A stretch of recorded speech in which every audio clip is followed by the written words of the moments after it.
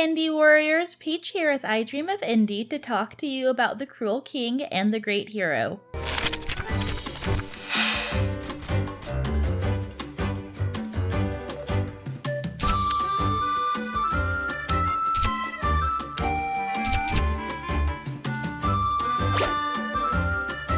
Before I get started, I want to share a quote that I think is important for everyone to hear and has a lot of context for what this game is about. Mr. Rogers once said, "When I was a boy and I would see scary things in the news, my mother would say to me, 'Look for the helpers. You will always find people who are helping.'" No matter what's going on in your life, I think we can all agree that we need more helpers, and that helpers are always there, even if we don't see them right away.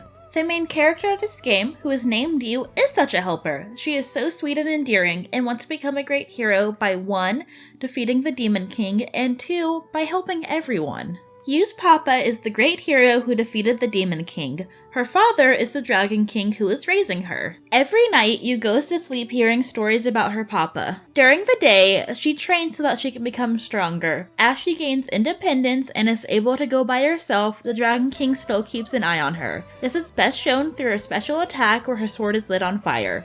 She believes that she is able to do this on her own, but it is the dragon lighting the sword on fire for her. The story has a strong focus on parental love. It's incredibly sweet to see how much the dragon means to you, even if they're not biologically related. They're still family, and I think that's a wonderful message. The story is split up into chapters, with each chapter having a task for you. There's also side quests called Acts of Kindness. I highly recommend these acts of kindness as it allows you to get to know the monsters in the area, and they're just really fun. Plus, the experience you get from them are also helpful. I don't want to spoil too much of this story, but know that it is very wholesome and very endearing. Yu is a human surrounded by monsters, and whether they love her or hate her, they all have strong opinions. There's also a moment where, in Machiavellian style, Yu has to decide if she'd rather be strong or kind. I personally picked kind, and I really think that's the message of this game. Kindness is important. She's not a great hero because she's strong. She's a great hero because she's kind, and I think we can all learn from that. It's something that we should all strive to be, and Yu does it so well because she's innocent and pure and wants to be good. There's one other theme I want to talk about, and that's innocence. Whenever there's conflict between two groups, the children are always innocent. They still like each other and enjoy each other despite their differences. They're just innocent, and it's lovely to see that sometimes the bigger problems for the adults aren't problems for the kids. The story is told through a narrator reading a book.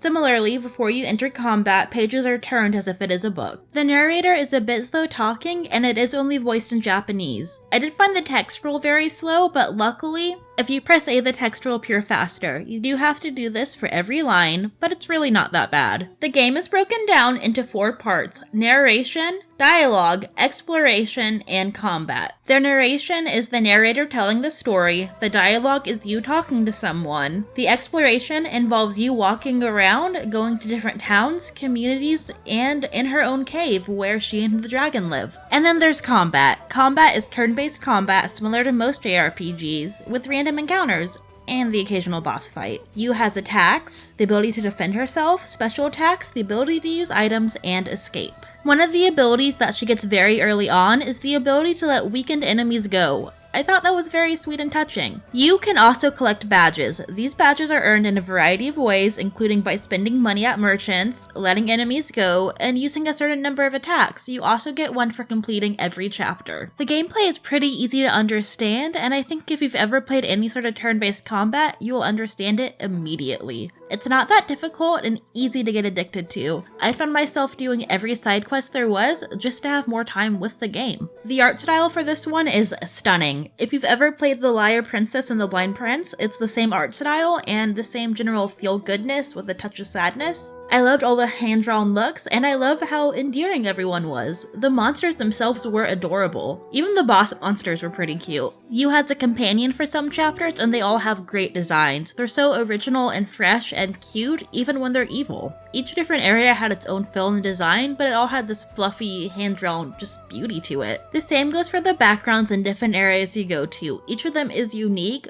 but so stylistic. It all looks hand-drawn and has beautiful colors to them. Each one was unique and a treat to look at. It really felt like I was playing an endearing storybook that I might read to a child. The music continued this theme with this soft, orchestrated sound. There's lots of string instruments and it's all very soothing and relaxing. Even in tense moments, the music never gets too stressful, and it was a treat to listen to. Absolutely stunning and beautiful. I don't want to sound dramatic because I am being truly sincere. This is my favorite game of all time. No, I don't mean for indie games only, or just games I've reviewed for the channel. This is my personal favorite game ever. The kindness and love that is shown to the main character Yu is phenomenal and something I think we should all see and witness. For that reason, I'm giving it a Golden Genie Lamp award.